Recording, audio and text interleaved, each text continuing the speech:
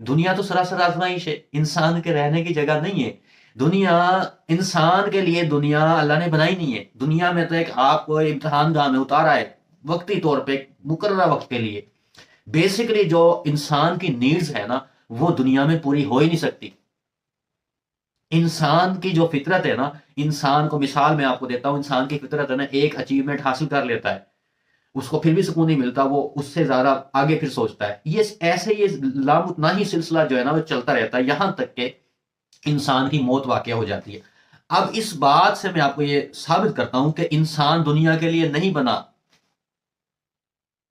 اور دیکھیں کوئی بھی چیز ہے نا، اگر اس کے اندر وہ اس کی خواہش ہے، اس کی وہ تمنا رکھتی ہے چیز، تو اس کا مطلب ہے وہ چیز اس کے لیے وہ بنائی گئی ہے، ٹھیک ہے، لیکن وہ ریکوائرمنٹ ادھر پوری ہو ہی نہیں رہی دنیا میں، ایک انسان کی خواہشیں پوری ہو ہی نہیں رہی۔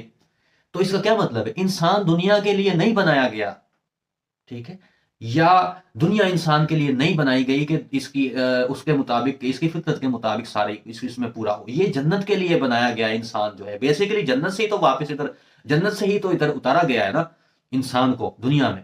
تو بیسیکلی بات یہ ہے کہ انسان کو بنایا ہی جنت کے لیے گیا ہے۔ اب یہاں دنیا میں آزمائش میں اگر وہ اپنے لیے جہنم کا بندوبست کر لے تو وہ اس کی اپنی خطا ہے، اپنی غلطی ہے، اس کی اپنا جو ہے نا اس کا وہ ہے عمل ہے